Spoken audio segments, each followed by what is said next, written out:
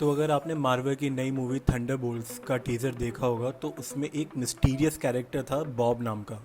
अगर आपको नहीं पता, वो मार्वल का एक बहुत ही फेमस सुपर हीरो प्ले कर रहा है जिसका नाम है सेंट्री। आज मैं सेंट्री के बारे में ही बताने आया हूँ। तो welcome guys to another video of Sharma talks.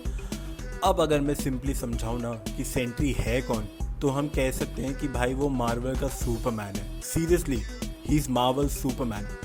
तो सेंट्री के कई वर्जन्स है अलग अलग कॉमिक बुक सीरीज़ में, बट मैं वही ओरिजिन बताना चाहूँगा जो सबसे ज़्यादा माना जाता है। तो हम अचानक से मिलते हैं एक मिडल एज ओवरवेट आदमी से जो एकदम से अपनी नींद से उठता है और उससे याद आता है कि वो तो सेंट्री है जिसमें मिलियन एक्सप्लोडिंग सन्स की ताकत होती है। Yes, you heard it right, million exploding suns. और ये पावर मिली है उसे एक स्पेशल सीरम से। और जब उसे ये सब चीज़ें याद आती है तब वो रियलाइज़ करता है कि उसका सबसे बड़ा दुश्मन द वॉइड लौट आया है। अब भाई सेंट्री अपने टाइम में इतना ओपी सुपर हीरो रह चुका है ना कि हल्क लिटरली इसकी इज्जत करता है और रीड रिचर्ड्स इसका बेस्ट फ्रेंड था। लेकिन फिर ये अपनी सारी मेमोरीज भूला कैसे, बताता हूँ। तो बॉब रेनल्ड्स की कहानी शुरू होती है 1947 में, जब कुछ private labs the sentry project पे काम कर रहे होते हैं जिसमें सुपर सोल्जर सीरम पे एक्सपेरिमेंट हो रहा होता है। उस सीरम की पावर 100 टाइम्स बढ़ाने का ट्राई कर रहे होते हैं सारे के सारे साइंटिस्ट। तभी वहाँ एक ड्रग एडिक्ट बच्चा पहुँच जाता है ड्रग्स की तलाश में, जो होता है अपना यंग बॉब रेनल्ड्स। और वो वहाँ से गोल्डन सेंट्री सीरम पी जाता है, जिसको पीते ही उसमें मिलियन एक्सप्लोडिंग सन्स की पावर आ जाती है। फिर ये सब देखते साइंटिस्ट बॉब पर ही टेस्ट करना शुरू कर देते हैं।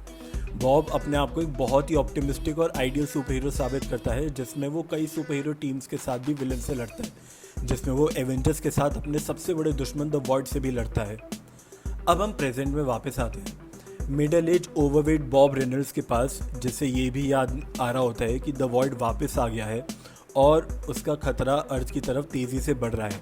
तभी वो अपना छुपाया हुआ सेंट्री सीरम लेता है और उसे पी जाता है, जिससे उसमें वापस से सेंट्री की सारी पावर्स दोबारा आ जाती है।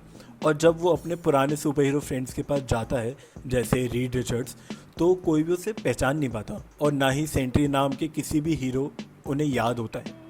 अब सेंट्री फिर अपने वॉच टावर पे जाता है, जो सेंट्री का ही एक फोर्ट्रेस होता है, जिससे वो सभी क्राइम्स को ट्रैक कर पाता है। और वहाँ उसकी एक एआई असिस्टेंट भी होती है जिसका नाम होता है क्लॉक। तो जब वो टावर पहुंचता है तो वहाँ वो देखता है कि एक सिग्नल ट्रांसमिट हो रहा होता है, जिसकी वजह से सभी लोग सेंट्री को भूले हुए होते हैं। जैसे ही वो सिग्नल को बंद करता है, सभी लोगों को, सभी हीरोज़ को याद आने लग जाता है कि सेंट्री कौन है। तब सारे हीरोज़ मिलकर द वर्ल्ड का सामना करते हैं और फिर तभी रीड रिचर्ड्स को सब कुछ याद आने लग जाता है कि ये सब हुआ क्या था। उसे ये भी याद आ जाता है कि असली में द वॉइड और कोई नहीं, सेंट्री ही है, या फिर उसकी एक स्प्लिट पर्सनैलिटी। तो हुआ क्या था कि सेंट्री को अपनी पावर्स रखने के लिए बार बार गोल्डन सेंट्री सीरम लेना पड़ता था, लेकिन हर बार पावर्स को सेम आउटपुट पे रखने के लिए उसे डोजेज बढ़ाना पड़ता था, जिसकी वजह से ड्रग ओवरडोज से उसका दिमाग में छेड़छाड़ होती है और सेंट्री अपने आप को 3 अलग अलग हिस्सों में बांट देता है, जिसमें से एक होता है द वॉइड, एक सेंट्री और एक रॉबर्ट बॉब रेनल्ड्स। अब सेंट्री जितनी जाने बचा रहा होता है हीरो बन के, द वॉइड उतनी जाने ले भी रहा था ये सब देख के।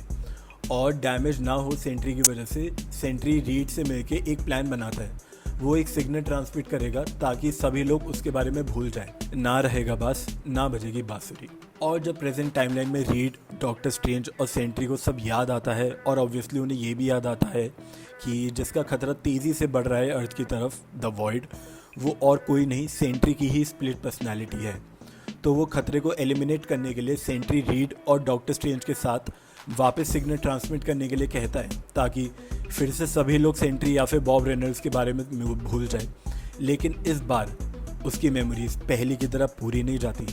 उसे हल्का हल्का फिर भी याद होता है, उसे हल्का हल्का याद होता है कि वो सेंट्री यानी एक सुपर हीरो है।